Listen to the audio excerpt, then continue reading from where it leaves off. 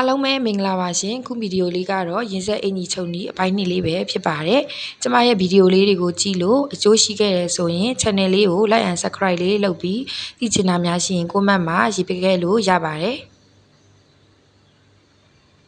နောက်ချမ်းလည်းပဲပေါက်ကွတ်မယ်ပခုံးလဲချုပ်ပါမယ်ပခုံးလဲတွဲမယ်ပေါ့နော်ပခုံးတွဲတဲ့အခါမှာဒီလက်မဝက်ကလေးပြည့်အောင်တွဲပါမယ်အဲ့တော့လက်မဝက်ကလေးမှတ်မယ်ပြီးရင်ခုလိုတနန်းလေးဆွဲလိုက်မယ်ကိုကပေါ့နော်ဒီလက်မှန်းတော်ရဲဆိုလဲဒီတိုင်းချုပ်လို့ရပါတယ်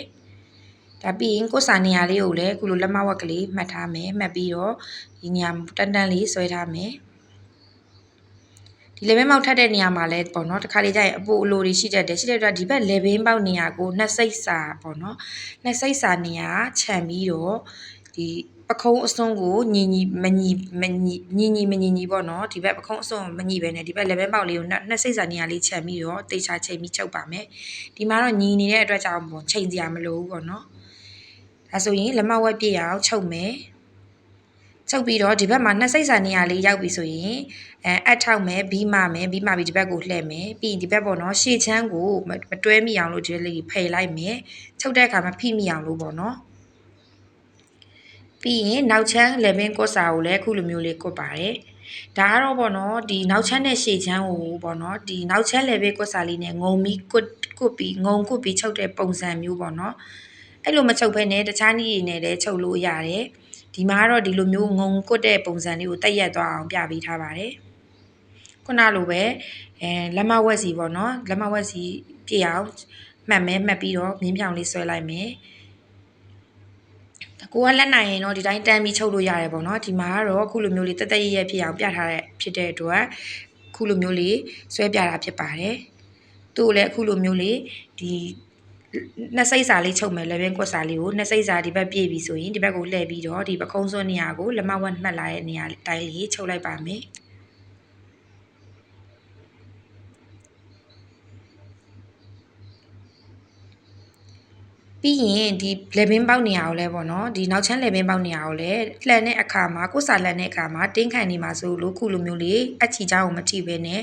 အဆောင်လေးတွေလိုက်မှတ်ထားပါမယ်ပြီးရင်ဒီဘက်ထောက်မှာပိုနေတဲ့ပေါ့နော်၄တောင်သေးလေးရှိရဲ့အချီအပြင်ပေါ့နော်အချီကိုမထိဘဲနဲ့အဲ၄တောင်သေးလေးနေရာကိုလည်းညှက်ထုတ်လိုက်ပါမယ်ဒီထောက်လေးမှာပိုနေတဲ့အသားအဲ့ဒါမှပေါ့နော်ဒီပခုံးနဲ့ဒီလိုလှန်တဲ့အခါမှာအဲ့နေရာမှာအထူကြီးဖြစ်မနေမှာဖြစ်ပါတယ်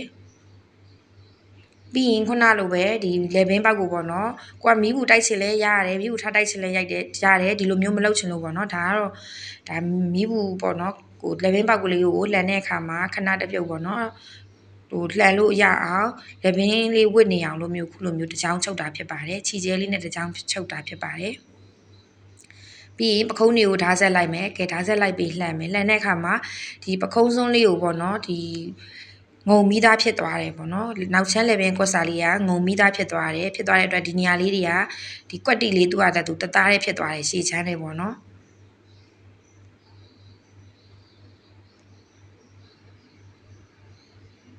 ဒါဆိုရင်တော့နောက်ချမ်းကွက်စာလေးလည်းတသက်ရဖြစ်သွားပြီဆိုရင်တော့ဂျိုင်းတွဲမယ်ပေါ့နော်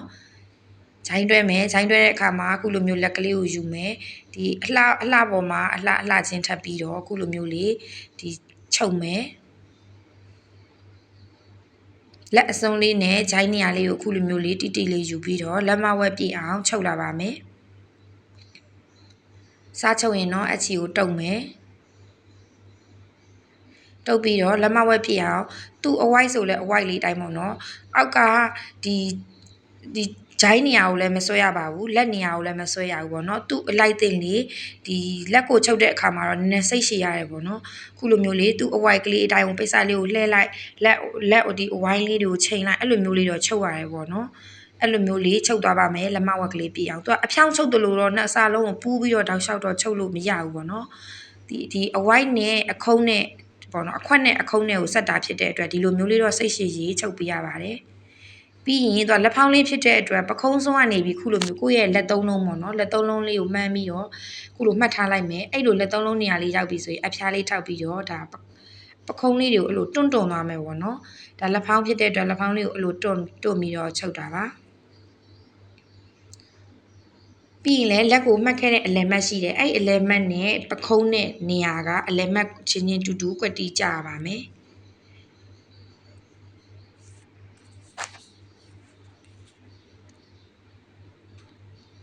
ပြီးရင်ဒီဘက်အရှေ့ဘက်ကိုလည်း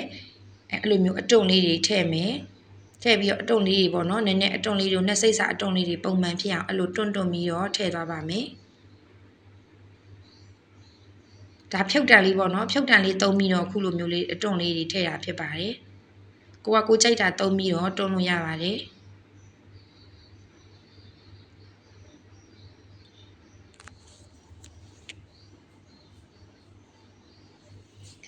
သူခုနမှတ်ထားတယ်လက်သုံးလုံးပေါ့နော်လက်သုံးလုံးမှတ်ထားတဲ့အမှတ်လေးနေရာရောက်ရင်အတုံလေးကိုအဆုံးတက်လိုက်မယ်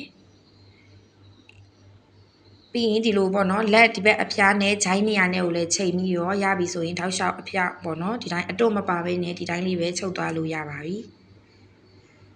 ချုပ်တဲ့အခါမှာလည်းအခုလိုပေါ့နော်ဒီအခွက်နဲ့အခုံးနဲ့ကိုဆက်တာဖြစ်တဲ့အတွက်လက်မဝက်ကလေးပြအောင်စိတ်ရှည်ရှည်နဲ့အခုလိုမျိုးချုပ်ပေးရပါတယ်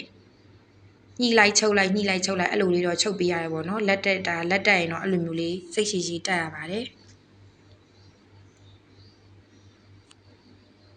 အဆုံးရောက်ရင်တော့အချီလေးကိုတုပ်လိုက်မယ်ဒါဆိုရင်တော့လက်ကလေးရသွားပြီပေါ့နော်ဒီမှာလက်ဖောင်းလေးရသွားပါပြီ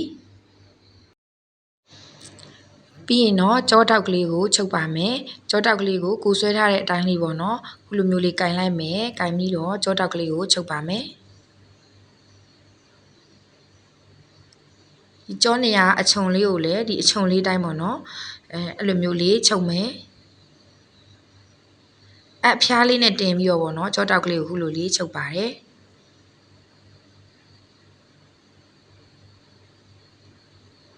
သူအဝိုက်ဆိုလဲအဝိုက်ကလေးတိုင်းပေါ့နော်အဲ့လိုမျိုးလေးချုပ်လာတယ်အဖျားရောက်ရင်တော့အချီလေးကိုတုပ်လိုက်မယ်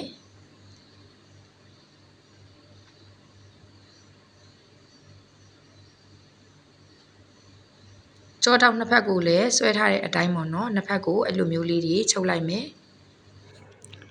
ကြောတောက်ချုပ်ပြီးရင်ရှေ့ထောက်လေးကိုချုပ်ပါမယ်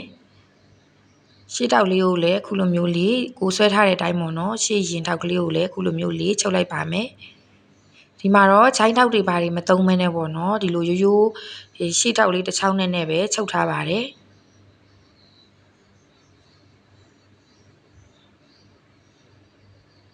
ကဲရှေ့ထောက်ပေါ့နော်နှစ်ဖက်လုံးကိုလည်းအဲ့လိုချုပ်မယ်ဒါဆိုရင်ထောက်ကလေးတွေရသွားပြီပြီးလို့ရှိရင်ရှာခံလေးတွေလုပ်မယ်ပေါ့နော်ရှာခံလေးလုပ်မယ်ရှာခံလေးလုပ်တဲ့အခါမှာအခုလိုမျိုးဒါကျဲသီးပေါ့နော်ကျဲသီး၅လုံးကိုယာထားလိုက်မယ်၅လုံးဆိုလဲ၅လုံးပေါ့နော်ကိုတက်တက်လောက်ကိုယာလိုက်မယ်ဒါအောက်ဆုံးပေါ့နော်အောက်ဆုံးကိုတက်တဲ့အခါမှာဒါအနားခောက်ထားတယ်ပြီးရင်ရင်ဘတ်ကလေးတွေကိုတန်းတန်းလေးထားပြီးတော့အခုတစ်ဖက်ကိုပေါ့နော်အခုလိုမျိုးမခောက်ဘဲနဲ့ထားအောင်မယ်ပြီးဒီရှာခံကဒီအလေလောက်ထိရတော့အဆင်ပြေတယ်ဒီလိုဟာတဲ့အခါတွေပါအတွက်ဆိုရင်ဒီလိုပေါ့နော်ကျဲသီးဟာတဲ့နေရာတွေအတွက်အသားမပေါ်အောင်ထားတယ်ဒါပေမဲ့အောက်ပိုင်းကျရင်တော့အဲ့လိုဒီအောက်ဆုံးကျဲသီးရှေ့ခွဲလေးတွေနေရာကျရင်ဒီလိုမျိုးအသားကြီးတွေပေါ်နေမှာဖြစ်တဲ့အတွက်ဒီရှာခံကိုမပေါ်ခြင်းတဲ့အတွက်ဒီအောက်နာလေးကိုတိမ့်မယ်ပေါ့နော်ဒီရှာခံအောက်နာလေးဒီကျဲသီးအောက်ဆုံးနေရာနာလေးပိုနေတဲ့နေရာလေးကိုတိမ့်မယ်တိမ့်တဲ့အခါမှာဒီလိုရှာခံတွေကိုနည်းကော့ကတ်ထားတယ်ဆိုရင်လည်းအခုလိုလှန်လိုက်မယ်ပေါ့နော်လှန်ပြီးတော့ခုလိုအလက်မတ်ကလေးကိုကကြီးလေးနဲ့မှတ်ထားလိုက်မယ်ဒီဘက်ဘေးဘက်တွေကိုလည်းညီအောင်ထားမယ်ပြီးရင်ပေါ့နော်ခုနကျဲသီးမှတ်တဲ့နေရာကိုခုလိုပြောင်းပြန်လှန်ထားပြီးတော့အခုလိုမျိုးလေးမှတ်မယ်အတွင်းမှတ်ကိုလည်းမှတ်မယ်ပေါ့နော်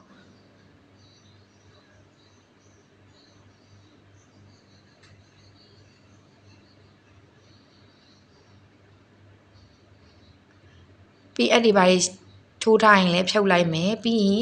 ရင်ဒီနေရာကိုဒီအလက်မှတ်ကလေးကိုလည်းကကြီးလေးနဲ့ညှက်ထားလိုက်မယ်ပြီးရင်ပြောင်းပြန်လှန်မယ်ပေါ့နော်ပြောင်းပြန်လှန်ပြီးရင်အဲ့နေရာလေးတွေကိုပင်အပ်နဲ့ထိုးမယ်အစတွေပါမညီမညာဖြစ်မှာလို့လွတ်သွားမှာလို့ဖြစ်တဲ့အတွက်အဲ့လိုလေးထိုးလိုက်မယ်ပြီးရင်ခုနကျဲသီးပေါ့နော်အောက်ဆုံးကျဲသီးနေရာတန်းတန်းလေးမှတ်ခဲ့တဲ့ဒီနေရာလေးကိုတေချာပြန်မှတ်မယ်မှတ်ပြီးတော့အဲ့နေရာလေးကိုချုပ်လိုက်ပါမယ်ချုပ်ပြီးရင်ဒီလိုအလဲချောင်းလေးနေရာရောက်လို့ရှိရင်ဒီခောက်ရိုးချောင်းလေးနေရာရောက်ရင်ဒီဘက်ကိုလှည့်မယ်လှည့်ပြီးတော့ခုလိုမျိုးလေးချုပ်လိုက်ပါမယ်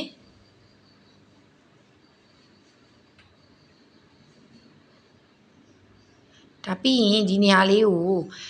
နှစ်စိတ်သုံးစိတ်ပေါ့နော်သုံးစိတ်စာသုံးစိတ်လက်မဝက်ရပါတယ်အဲ့လောက်လေးစာချန်ပြီးတော့ခုလိုမျိုးလေး၄တောင်ခွက်ကလေးညှက်လိုက်မယ်ဒီထောက်လေးကိုလည်းကကြီးလေးနဲ့အချီကိုမထိအောင်ညှက်ထားလိုက်မယ်ပြီးရင်တော့အတက်ကိုပြန်လှန်ပါမယ်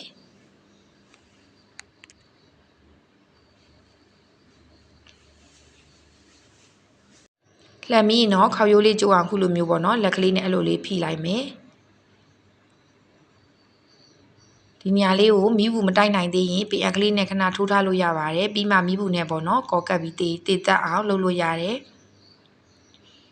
ဒါဆိုရင်တော့ဒီမှာကြဲသီးပေါ့နော်ကြဲသီးတက်မယ်ဆိုရင်ဒါဒီလိုမျိုးလေးဖြစ်သွားပြီဒါကိုကြဲသီးပေါ့နော်ကြဲသီးအောက်ဆုံးကြဲသီးနေရာနားလေးကနေခုလိုမျိုးလေးလောက်တာဖြစ်ပါတယ်အဲ့ဒါဆိုရင်အလဲနေရာမှာပဲရှာခန်းရှိပြီးတော့ဒီအောက်ဒီမှာရှာခန်းလေးမတာဒီလိုအကွဲလေးအဲ့လိုမျိုးလေးပေါ်နေမှာဖြစ်ပါတယ်ဒါရှေ့ကွဲတွေဆိုရင်သုံးတဲ့နီးပေါ့နော်ပြီးကြမှာဒီအောက်နားလေးကိုခောက်မဲ့နေရာနောက်လေးကိုပင်အကလေးနဲ့ထိုးပြီးမှတ်ထားလိုက်တယ်ဒါဆိုရင်တော့ဒီမှာဒီလိုအကွဲလေးရသွားပြီအပေါ်မှာလည်းအသားတွေမပေါ်အောင်ရှာခံလေးသူကနဲ့သူဖြစ်သွားပါပြီ